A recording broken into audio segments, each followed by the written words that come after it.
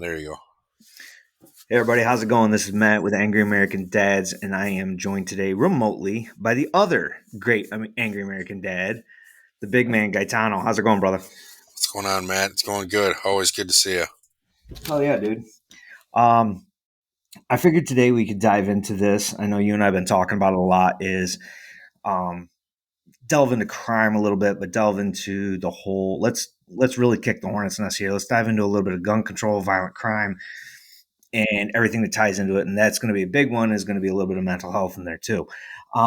So where do you want to start? So you mentioned it several times, and I completely agree with you that gun violence, the increasing gun violence, is due to mental health. You've got some hands-on experience with dealing with that, and if you could expand just for me on what you mean by a mental health issue. Okay. Well, let me throw this out there as a kind of a way to wrap your head around it the way I do. I look at it like this. Prior to let's say 1990s, right? What was it? 90s, the assault weapons ban was kicked in under freaking the Clinton administration, everything else, right? Because crime was on a rise.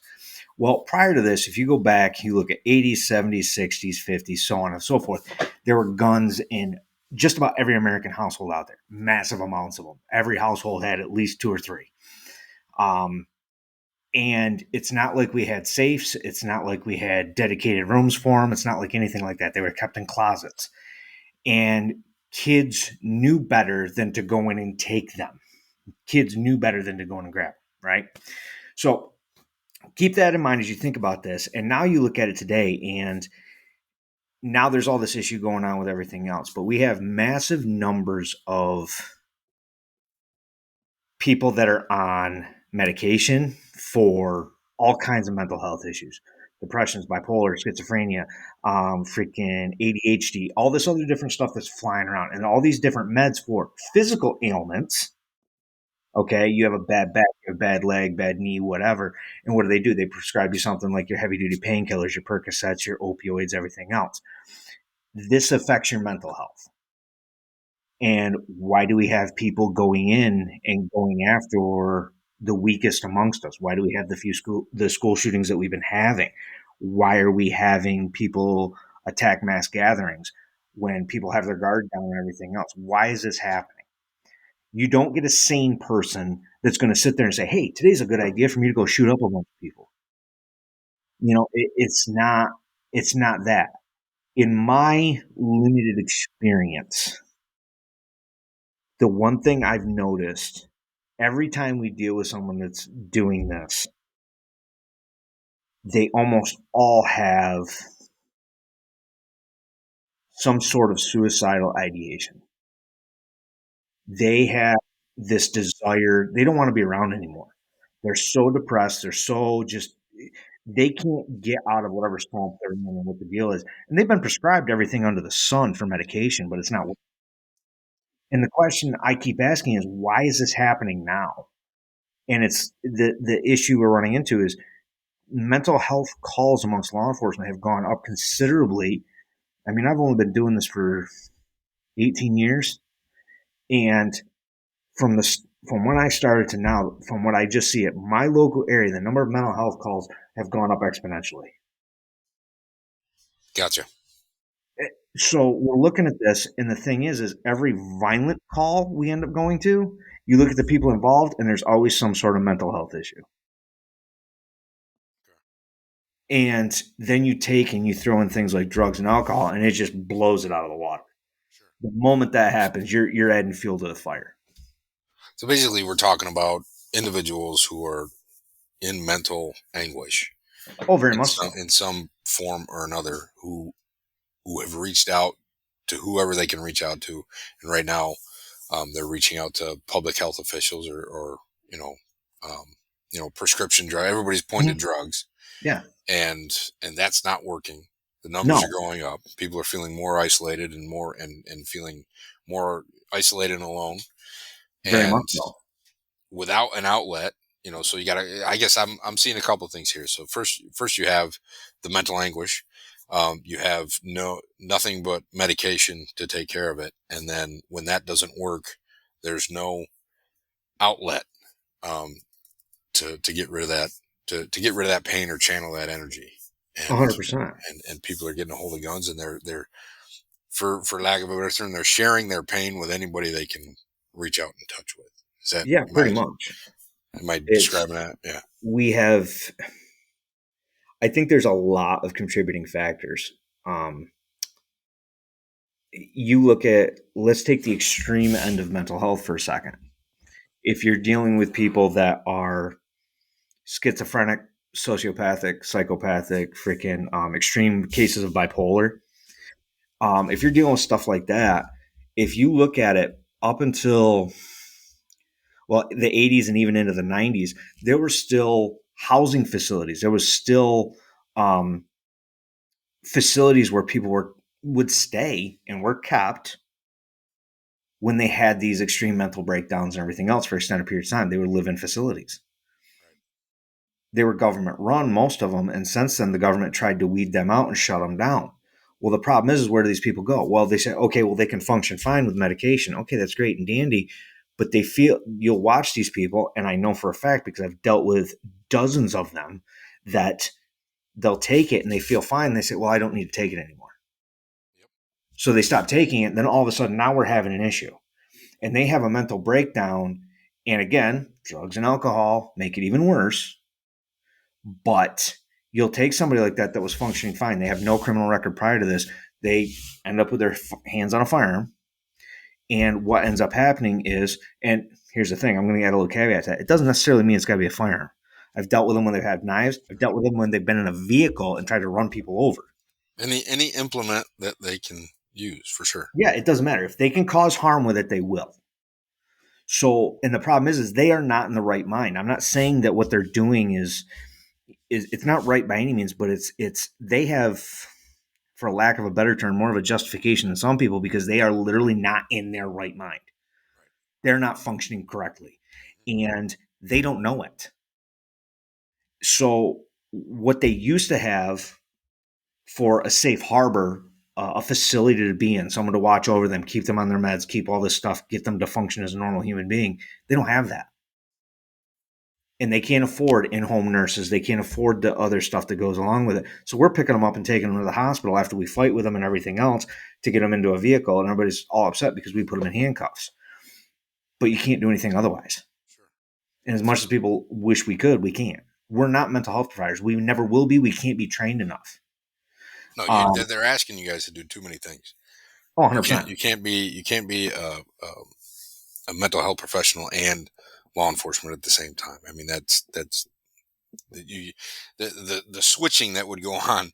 I mean, Oh, how do you maintain a heightened level of awareness of your surroundings and what's going on around you while trying to concentrate solely on somebody's, mhm. just what they're asking you guys to do is And crazy. they've tried to then turn around and sit there and say, okay, well, we'll send mental health providers out to these people as like uh, It's just little another response target. teams. And that unless we're there, it almost always backfires. Sure. But it's like that's just one example, and it's like I saw a prime example when I went down to New York City on a detail one time, and they had shut down the living side, the housing side of the facility. They literally just had a small hospital, and they only had a limited number of beds for like a couple of overnighters, kind of deal. But up and down the street, both directions, for freaking a mile each way, was nothing but homeless people. And they were all people that had been living in this facility and they had nowhere else to go. And that was the closest to safe they'd ever been in their life. So they didn't want to go far.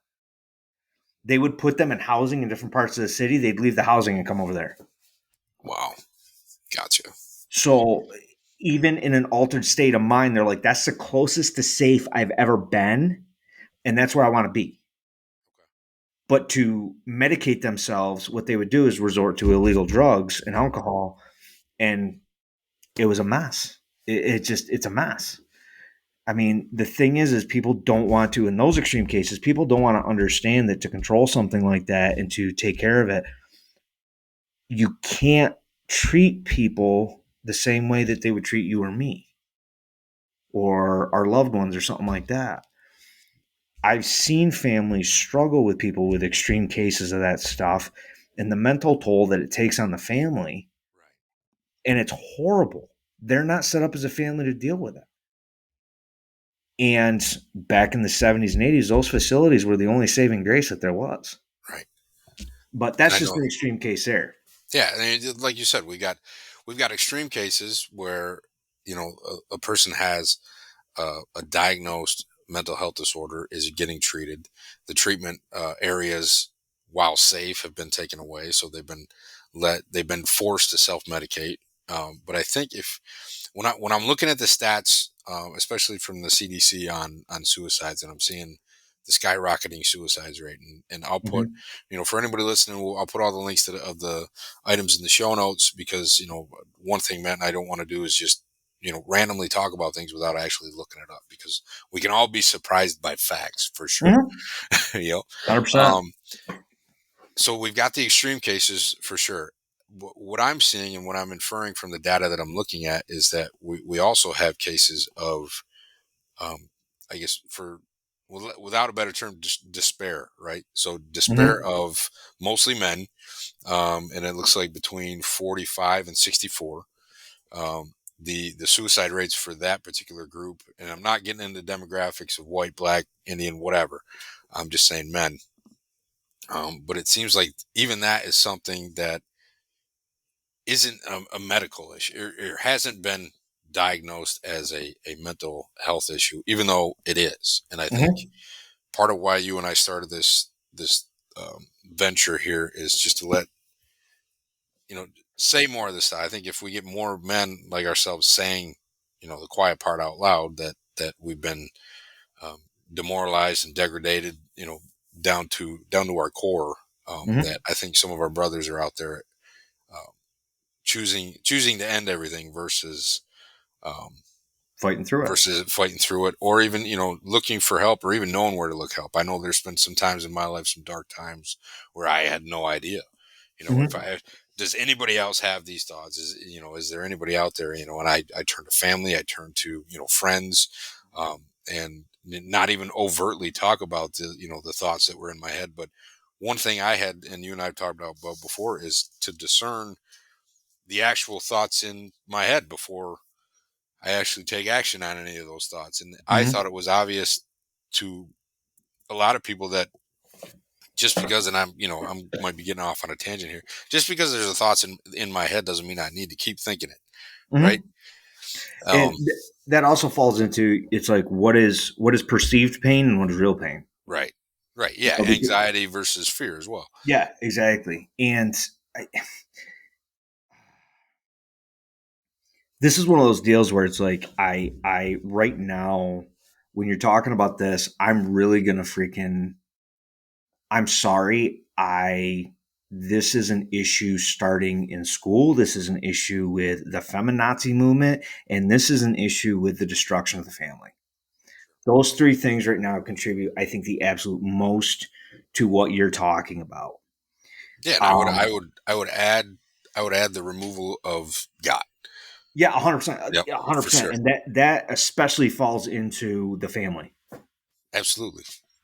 That Absolutely. especially falls into, because if you don't have, and I mean, you and I've had multiple discussions when it comes to religion, For sure. and you and I each take a slightly different approach. But at the same time, the basis is there. I mean, our society is a It's based on, Judeo-Christian yeah. belief-based system, and I there's a know reason there's for it. I know there's a lot of people who don't want to admit that, but it is. Yeah, It is. it is. And the one thing I will say is, like, if you sit there and you look at I'm going to say this term loosely in regards to them, the families that are vehemently against that, the ones that I have dealt with in work and in personal life and everything else, Sure. they're the ones that have the most issues within their own families. And they are the ones that have the most issues with, um, whether it be prescription or non-prescription, medication issues, everything else. They have a lot of mental health issues within their families. It's to someone that is somewhat based in reality, as far as I'm concerned, it's obvious. Like it is just blaringly, blatantly obvious. It's almost painful to look at it and be like, because you are working so hard to deny something, you are working so hard at that and you're taking away from your own family. Sure, sure. And honestly, that's before I got married, and I give credit to my parents. They were always saying, "You will not understand this until you have kids of your own." And I completely, I was like, yeah, yeah, whatever. Like we all do, right? Right. Yep. So as soon as I have kids, and we run into the I have young kids, and they started in normal school, regular school, and through some circumstances that we can't say because this might be on YouTube. Um, we decided to bring them home, and then we brought them home, and I got to hear some of their opinions on things, and they were opinions that I didn't give them. And I had always thought that, I was raised Catholic, 12 years Catholic school, went to college, didn't attend church, and lost my freaking mind, right, in college. Um, I didn't see the effects of that until I had my own kids and understood that that Christianity did instill in me um, certain moral values that a lot of people attribute these days, especially atheists, to inherent human moral character. And until these past few years, when we've had that inherent moral character on full display, Yeah, um, goes right out the freaking window. goes right out the window, man. It's not there. And the one thing, part of the reason that I wanted to start this with you is I finally heard Christopher Hitchens, the devout atheist that he is. He's like, I don't believe in Christianity, but I like the world it created better than the world we have. And I was Yeah. like, all right, we got to roll with this one. We just Okay. got to Yeah. take it Guess what, out. dude? You're a dumbass. Yeah, I mean, yeah. sorry, but It's you're a dumbass. every he gets railroaded in every debate, but and that really started me on the road to this is what can I do? I don't want to run for office. um I No, don't want to put no. my family through that. I don't want to, there's several things that I can't do. There's several things that I need to do as a business owner. So what do I do? And you and I talked about it. This whole, people talk, and we started with gun control. And I guess where I'm going with this is that the majority of the gun deaths, if you look at the data, is suicide. It's not mass shootings. It's not with AR-15s. If you look at the FBI statistics, it's suicide. And the majority of the deaths every year are increasingly becoming suicide. Mm-hmm. And to your point, we have a mental health crisis on the extreme end where people Mm-hmm. need medication and need people being monitored. But I Mm-hmm. think more and more, the suicides are coming from the middle, Mm-hmm. and mostly men. And it's men who have no way, have no structure of dealing with what is being thrown at us, right? Oh, So 100%. we have women who don't want us to be men, but telling us that we don't need to be around, we're not needed for anything. Right? But Yeah, here's the kicker with that too. It's not just some women that are doing this. This is being preached as a mainstream narrative. yes, Every yep, major outlet out there, anytime you get on the news, what do you see? It's always like, okay, example. I'm watching freaking TV the other night, sitting there and I'm watching this, and literally every dude in the commercial, every dude, every commercial I watch, like I'm just sitting there going, "Are you it's, freaking kidding me?" it's a softy, man. I can't watch TV Oh, it anymore. wasn't even a I'm like, softie. It who was like, acts like that? dude, it was they were literally advocating that the guy be the stay-at-home mom and the wife's out freaking, she's freaking farming, doing whatever. And don't get me wrong, I grew up in a household of farmers, contractors, freaking outdoorsmen, everything else out there. Okay. I saw women working just as hard as men. And I grew up around Sure, a lot of strong ass women that push come to shove, they're going to throw down just as much as a man will. But right. here's the thing. Even they sat there and they're like, no, my place is here. My husband's place is here. And they raised their daughters and their sons that way for a reason. Okay. But it's like, I'm watching this. And anyway, they were either a softie, or I'm going to say this is going to piss off a lot of people, or they were homosexuals. And it was one of those that it was like, I'm watching both of them and they both acted very feminine. Feminine. Like there Yep. wasn't a dominant male figure in the picture anywhere. So I'm sitting there and I'm like, okay, so you're literally advertising you want weak men. Exactly. You And want it's weak, spineless, useless men. And it's We're pretty much told on a daily basis anything that is masculine is toxic. Well, I got news for you. That's bullshit. You want to know why we're having societal issues and why men are killing themselves? Because they're sitting there. One, they don't have a good father figure around because we have a mass influx of freaking single moms that went out and either wanted to just fuck around and have all the fun in the world, which I'm not advocating that for men either, by the way. no, I'm not at sorry, all. that's wrong. There's all kinds of studies that it has the same effect on men for sure. Yeah, it's a horrible thing to do as far as I'm concerned. But what I will say is this: it's like they're doing that, and then they end up with a kid, or they sit there and say, "Oh, I'm going to have a relationship. Yeah, this is great." But you go out and you pick every dirtbag you can find to hook up with. You don't look for the good guy. You don't look for that. You look for the dirtbag. You Right. find the dirtbag. You hook up with him. He takes off, and you're stuck with the kid. And you're going, "Well, I'm a single mom now. What do I do?" So now we see this big influx, and I laugh because I look at my daughter who is senior in high school. If she wasn't this far along, I'd pull her and have her do homeschool. And you go there now and you look at all the single moms, especially those single moms that are raising boys, and they're literally trying to raise their boyfriends. They're Yes. trying to raise their boys to be their ideal man in their eyes, and they're freaking like there is nothing manly about these boys. Right. And But it is every single disgusting. one of them has aggressive tendencies because Oh, very that's what much men so. are. So And the when problem is then once they're put in a bad situation, when those tendencies come out, they don't know how to control them. right, exactly, and that's they don't know how to control them, and when they come out uncontrollably, then they're labeled and given medication and Yep. being sent on their way. Yep. So I guess you and I we've talked about this for years. Is what is the cause? There's got to be a cause of the degradation of our society, and I can't see it being on the women's side because over the last 50, 100 years, women have gained exponentially in equality, equity. I mean, right now, there's really nothing a woman can do that in our society that a man can't do legally. All that stuff has been wiped away. The freedom to pursue you know, um, whatever relationship path that they want without the fear of becoming pregnant. That has opened everything up. So if you look at that, there's really nothing we can do on a female side, or change anything on the female side to, I think, to change the trajectory of where the country's going. I think the only thing we can do is on the male side, on the family side. And you know I kind of lost my train of thought there, but Well, no. you know Okay, I gotta go down that rabbit hole for a quick second yeah, here. yeah.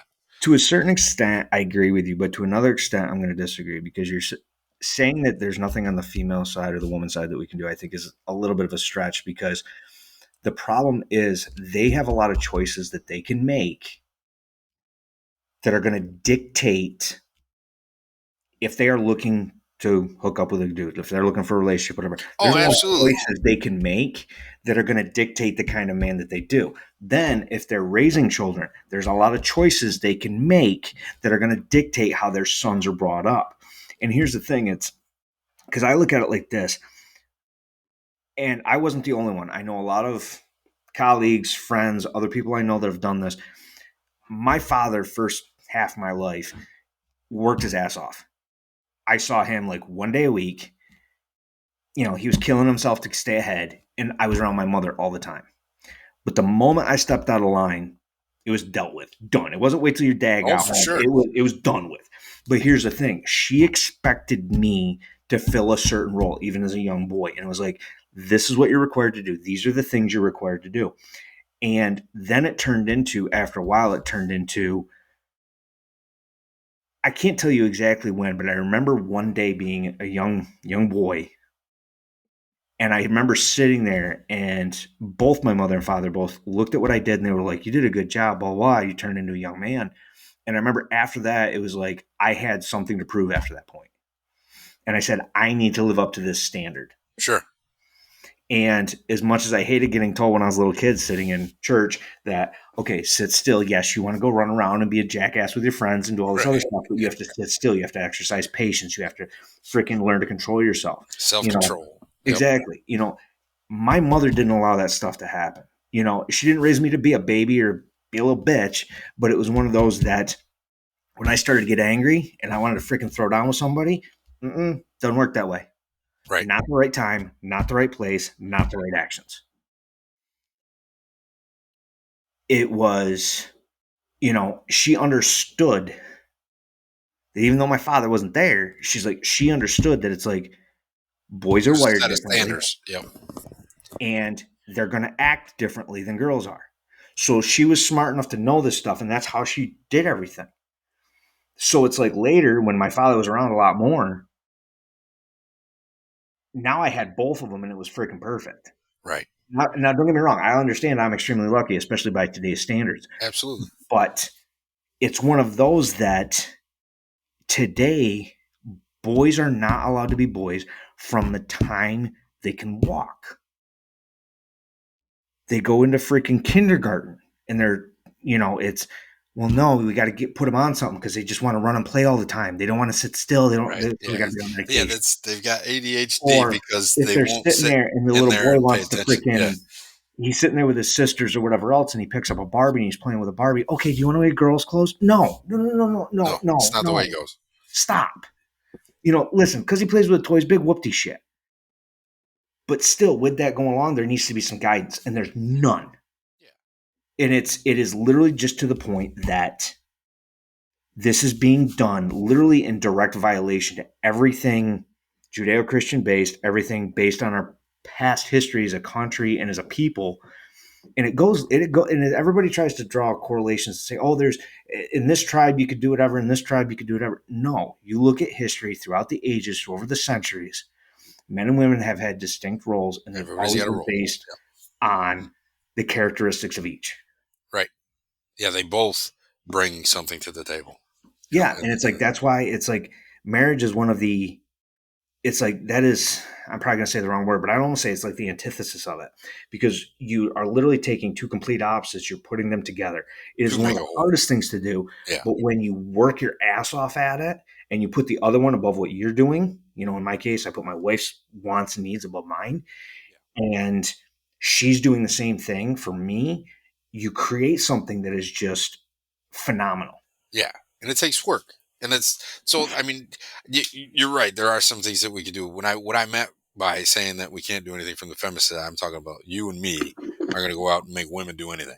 I Oh guess no, no. from my perspective right now, the only thing we can do, which I think is the point of what we're trying to do, is point out. Okay, point out what we think is the obvious, because I think part of this is you and I have had these conversations and it's obvious to us, but more and more I interact with people that don't see the obvious issues that need to be corrected, and we're not talking about massive changes. You and I talked about it before we got on the call here, is that it's it's what can I do personally in my own household as the head of the household with my children, Mhm. to make it easier for them in the world. And it really is easier when you institute, some of the things that we'll talk on other podcasts about. But that I think that's the core of it. So you and I think you and I hit on several points during this, right? So gun violence is a mental health issue.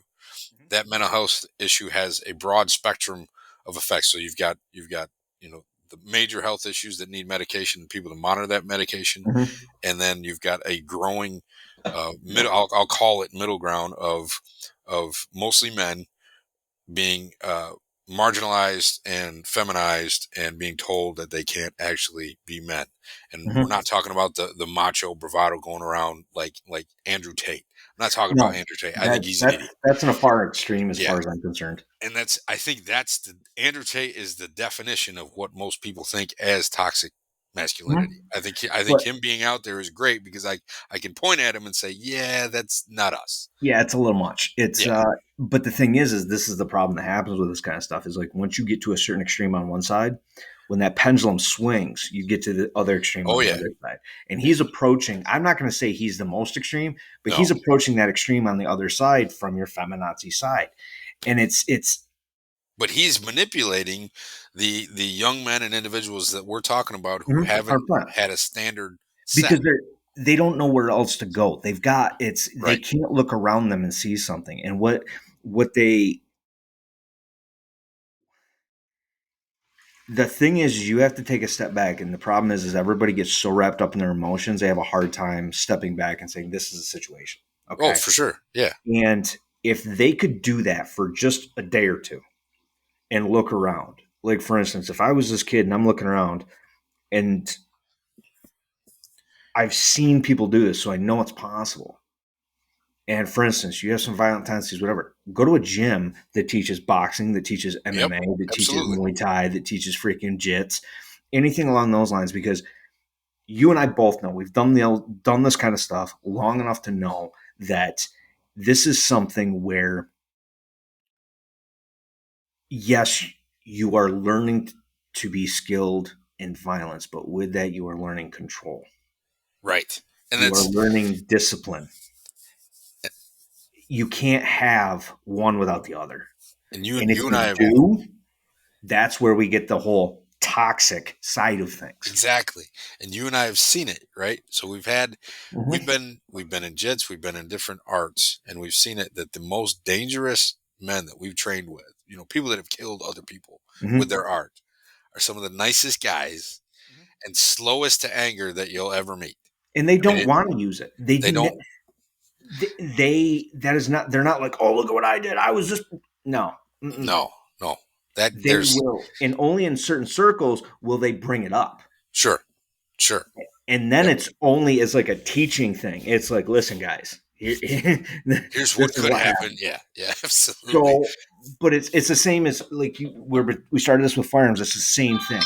It's the same thing. Look at all the training we've done with that, and then you sit there and you talk to the guys. All of our friends that have been in combat, everything else, all the guys that I've worked with that have had incidents at work. We had one not just the other day. We had one. But it's one of those that it's not something that they walk around with like, ooh, look at the medal I have on my chest. This is Right. what I did.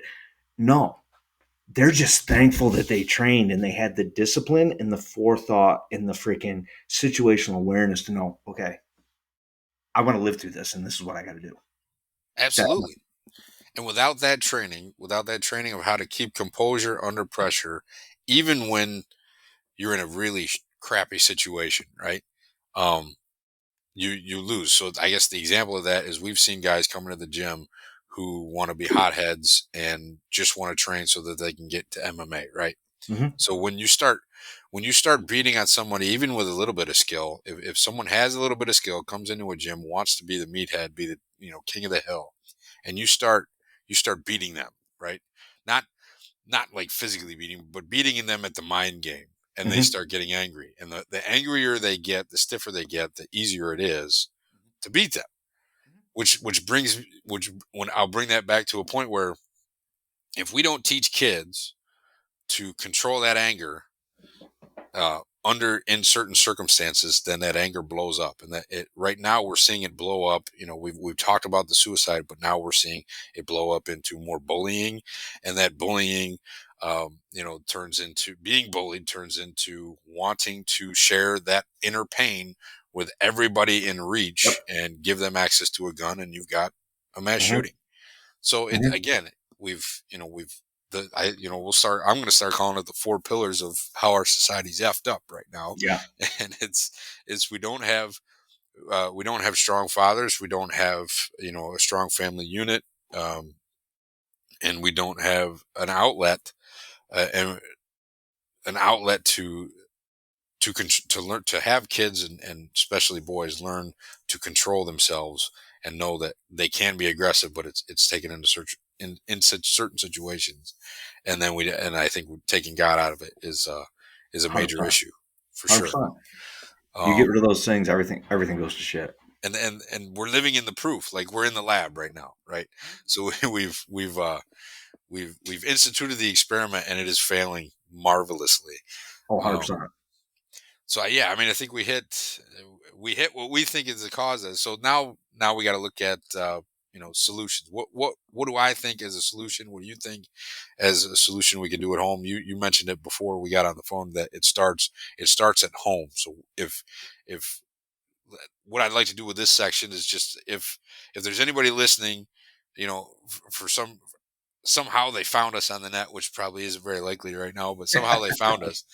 um, what are you doing in your house to combat those three or four major issues, or what have you done as your kids grow up in your relationship with your wife and your family?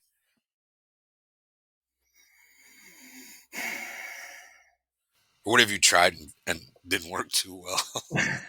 Well, a lot of things didn't work too that's well. that's a whole nother Like, podcast. yeah, that's. Let's talk about our failures through life. That's like 2 weeks of just horridness. Um, okay, first I'm going to say this. You and I have both heard that basically the BS acronym Bible basic instructions before leaving Earth, right? Right. Okay, I haven't Joe. until you honestly, I haven't until you just said it, I but that's told you that awesome. before.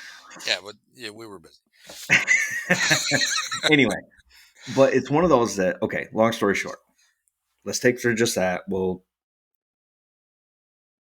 you read through there the basic instructions that are in there: how to live as a good person, your 10 Commandments, everything else, right? You do everything in your power to instill that in your children.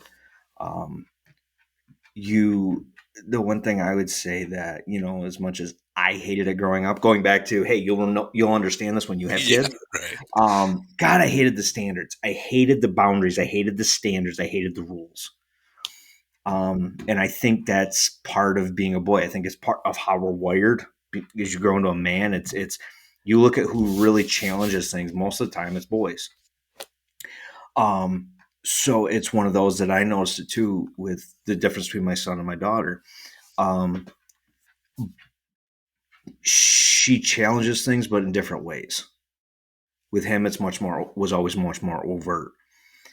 But it's one of those that you set those in stone basically for the first few years. Yes, you'll bend them as life goes on, as they get more mature and they freaking get more experience under the belt. Yeah, you'll bend the rules. You'll adjust things as they get older and they need more freedom.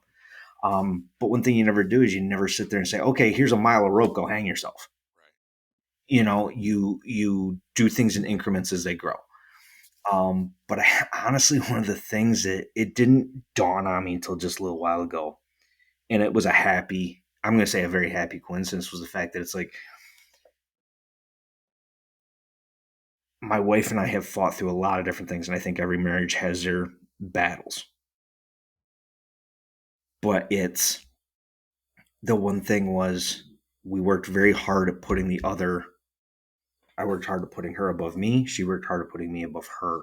And as we're working on our relationship, I think the kids see that and they feed on that. And it's one of those that if they see love in the household and you surround them with that, you envelop them with that, and you just bring them in and you also give them a basis for it. And what I mean by that is that's where the religion side comes into it because you start giving them as they get older and they start being able to comprehend and understand more things. It's like you start explaining where the rules come from. You start explaining how love factors into it. You start explaining how respect factors into it, the whole nine. There's a million things that go along with this, but it's like, dude, that is the one thing I will say with that was the marriage because it's now as they're both getting to the point of looking for a significant other themselves, the possibility they're dating, they're doing this. They're not just sitting there going, well, I'm going to hook up with this one. Right. It's, I'm so proud my daughter's looking for a young man. She's not looking for a boyfriend. She's looking for a young man. Yeah, she modeled it after you. And my Hopefully. son is looking for a young woman. You know, this is going to sound weird, but it's like your children are looking for replacements. Right. I know in his case, he can look at it and say, I know how my mother was raising me and my sister and how she was as a wife to my dad. So that's what I want out of the world in a relationship. My daughter's doing the same on her end. So they have that. Then it's making sure that, yes, we share a lot of roles, the wife and I do, but we have defined roles. Then they also see it in their grandparents. They see all these different things and they see the consistency. Right. And that I think is one of the biggest things is consistency. Yeah, I totally agree with you. And this is the same thing that you know my sister. We grew up in the same house. My parents they had distinct roles. My dad was like your dad. He worked a lot, and it wasn't until I was older that I understood that's what he had to do for Mm-hmm. us. I Mm-hmm. mean, one thing I do disagree with these days is the father has to be at every game. The father has to be Mhm. at every recital. Has to be every. I don't agree. And I think one thing that changed my mind there was if you look at the Jewish faith, right? Mhm. They don't put a lot of stock in that particular. They put a lot of stock in the men providing and doing what they Mhm. need to provide because their actual vocation and this is from a few books that I read is is serving people the way they were serving people the way they were put on the earth to serve, and teaching their children to do the same. There it's a different fatherly role. Mhm. So I completely agree with you. The family unit, putting your wife's needs above your own and having her do the same for you is the basis, and the children need to see that. Mhm. So for sure, I think the other thing I would add, I'm sure we'll get into it later, is training our sons to combat. I think 100%. it's a funny story. When my son was born, the nurse, it was like she was giving us a secret, right? So my wife is sitting there in labor. I'm in there. The nurse comes in. We talk for a little bit. She turns around, shuts the door, and comes in. And she goes, "Now I'm going to tell you guys something that I've listened to you guys. I've talked to you for a little bit, and I think you guys are good people. I think one thing that's going to help you guys raise your children to be good people is to get them into some form of martial arts." Totally took me by surprise. Um, but she Listen, lady, we already got you beat on that one. well, it was cool that Mhm. she was listening to my wife and I talk, and she needed to say that because that's the only thing she said. She said one thing that's really going to help get your kids into martial arts, and she said it's going to give them discipline. It's going to teach them control. At the time, I brushed it off. I was like, "Duh, no shit." But now, I see the effects. My kids have done jujitsu, they do taekwondo, they do boxing, they do a bunch of different things, and what it teaches them is that there's a time and a place for violence, and you need some control. Mhm. And there are other people out there that are capable of doing that stuff. So you better pay attention to what the hell's going on Mhm. around you. So, Yeah. um, but again, There's a and it's another outlet Mhm. to kind of keep the conversation, directed where it's an outlet for them to let off some steam so that they don't actually Well, I want to mean, share their pain with anybody. dude, think about it. Think about what they talk about all the time. You look at people. I mean, you've built businesses, everything else. You deal with extreme high stress, everything else. I've been in law enforcement, been in the military, freaking high stress level. Okay. It's come close to killing us both, I think. But the thing is like For what sure. you talk to people, and it's one thing to talk about it as an adult, it's another thing to talk about it as a kid. But they sit there and they're like, oh, well, hey, working out does wonders for your stress and all this other stuff helps relieve stress, picking up weights, doing cardio, doing all this other stuff. Same with martial arts. It's the same effect. Yeah.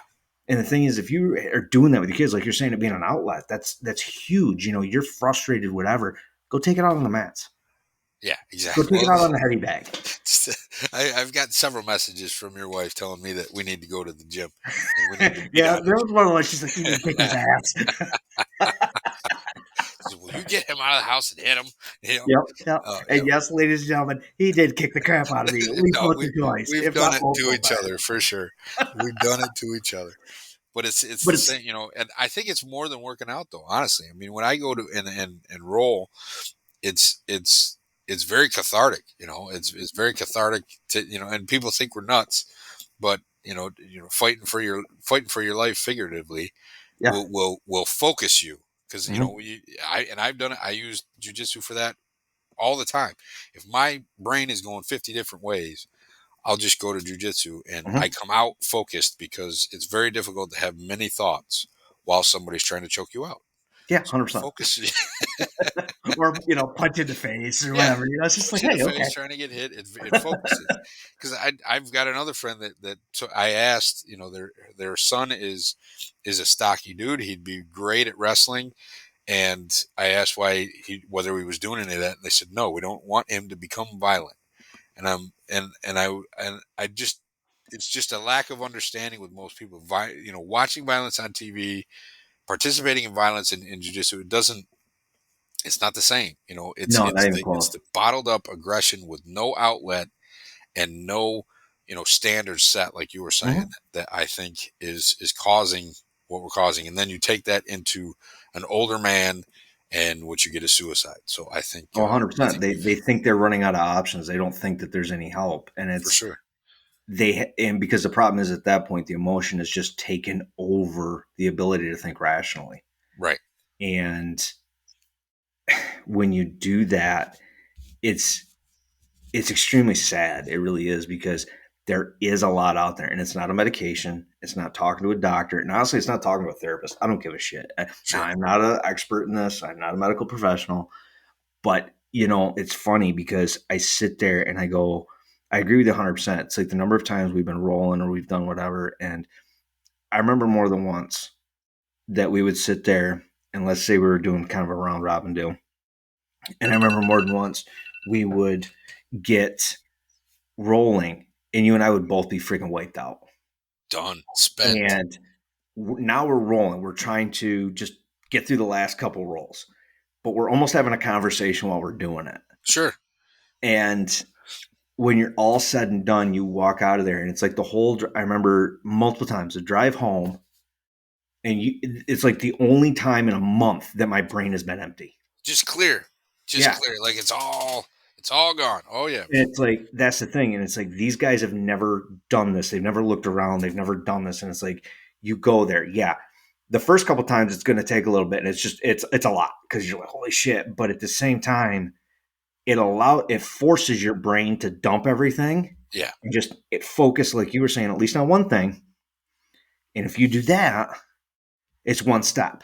That's it. It's just one step, and and I'm going to go back a little bit, but that's the other thing. It's like they never had anybody put them in bad situations. They've never been challenged to the point where their only option is to sit there and literally just put one foot in front of the other. Right, right. Yep, And exactly. you grew up watching your father do it. I know I grew up watching my father do it. They would be dropped to their knees with something in the world. And literally all they would do is find something to put a hand on to pull themselves up. And they literally just kept freaking grinding Right. forward. That's all they ever did. Yep. But these men have never had that. They've never seen that. They've never been there. And it's once that hits and that emotion overrides, they're done. Right. And I And think the easiest way is to pick up a gun. yes. And the Yep. thing is now it's not, you know me as well as anybody, and I am pro firearm to the hilt. I mean, I don't think you're going to find anybody more pro firearm. Amen. But it's one of those that it's not, these aren't, some of them may be legal, but the proliferation of illegal firearms and people can easily get them, especially in these big cities and everything else. Sure.